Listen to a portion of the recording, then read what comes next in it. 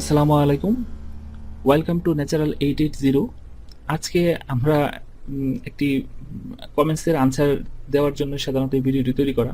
যেমন অনেকে কমেন্টস করে থাকেন যে আমি এই বারান্দায় প্লাস্টিকের বোতলগুলা কিভাবে বাইরে নেই এবং কিভাবে এটা মানে মাটি নেই। তো সেক্ষেত্রে বলি যে আমি প্রথমে একটা প্লাস্টিকের বোতল নিয়ে আমি এটা প্রথমে ছিদ্র করি যাতে এক শক্ত কোনো কিছু দিয়ে গ্রিলের সাথে বেঁধে দেওয়া যায়। সেক্ষেত্রে আপনার ৪ টা বা ৬ টা ফুটো করে নেবেন। যেমন আমি এই যে ইন্টারনেটের এক্সট্রা বাজে বা ফেলে দেওয়া তারগুলা দিয়ে আমি তো এখানে বেঁধে রেখেছি যাতে শক্ত হয়। তো এটা প্রথমে খালি প্লাস্টিকের বোতল ছিদ্র করে আপনি গ্রিল দিয়ে বাইরে নিবেন। আপনি এই যে ইন্টারনেটের তার বা শক্ত কোনো কিছু দিয়ে আপনি প্রথমে বেঁধে দিবেন। সেক্ষেত্রে আপনার যেকোনো দড়ি রশি হতে পারে। আপনি এখানে বেঁধে দেওয়ার পরে আপনি এখানে আপনার প্রথমে একটু জুচুরা বা নারকেলের ছোবা বা শক্ত মাটি যেগুলো আছে এগুলা দিয়ে প্রথমে দিয়ে তারপরে আপনার মানে নরমাল যে জৈব সার মিশ্রিত মাটি বা আপনার নরমাল যে তৈরিকৃত মাটি এটা আস্তে আস্তে দিবেন এবং এটা আমি দেওয়ার পরে আমি অনেক খেয়াল রাখি যাতে আমার একটা কণাও যাতে নিচে না পড়ে, কারণ নিচে অন্যদের বারান্দা আছে এবং এখানে অনেক লোক থাকতে পারে। সেক্ষেত্রে এটা আমি খুবই সাবধানতা মেনটেন করি এবং এখানে যে পানির বোতলের যে নিচের অংশটা আছে এটা যাতে কোনো পানি নিচে না পড়ে এবং আমি সবসময় পরিষ্কার করে রাখার চেষ্টা করি এবং একটা ফোঁটা মাটিও যাতে নিচে না পড়ে এইভাবে খেয়াল রাখবেন। যেমন আমি ২ টা সিস্টেমে ওইখানে মাটি দিই। একটা হলো যে আমি পলিথিনের মধ্যে আমি বারান্দার একটা কোণার মধ্যে করে পলিথিনের মধ্যে মাটি আগে পলিথিনে রাখি। পলিথিনে রাখার পর এই পলিথিনটা আমি গ্রিল দিয়ে বাইরে বের করে তারপর পলিথিনটা উপরে উঠায় ফেলি, তখন মাটিটা ওইখানে পড়ে যায়।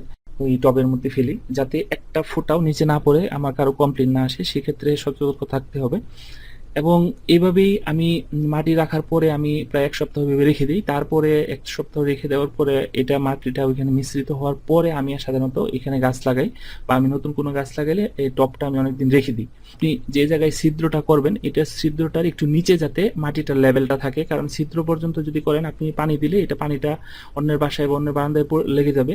সেক্ষেত্রে আপনার পানিটা পরিমাণ মতো দিতে হবে। আর যদি পানি বেশি হয়ে যায় আপনি বোতলের যে নিচের মুখটা আছে এটা খুলে দিবেন এবং ওইখানে একটা কাপড় বা কোনো একটা পাত্র রেখে তারপরে দেবেন।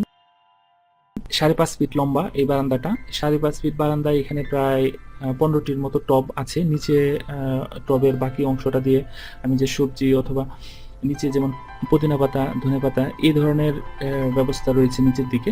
আর উপরের দিকে এখানে কচু গাছ, এখানে মরিচ গাছ, এখানে স্কোয়াশ রয়েছে। আর এই পাশে আরো কয়েকটা টব খালি আছে, সেটা ওই যে শীতের সিজনে আমি টমেটো, শসা তার জন্য তৈরি করে রেখেছি। কিছুদিনের মধ্যে আমি অলরেডি টমেটো এবং শসার বীজ বপন করেছি, গাছ হলে এখানে আমি বপন করব।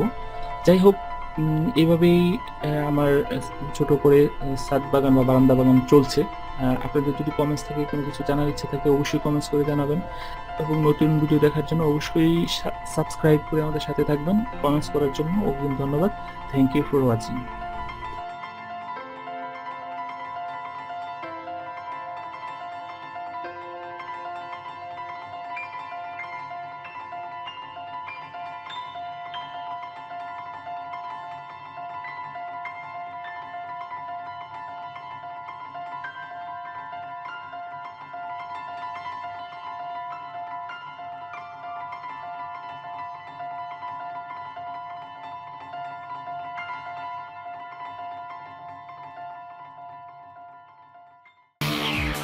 ন্যাচারাল 880।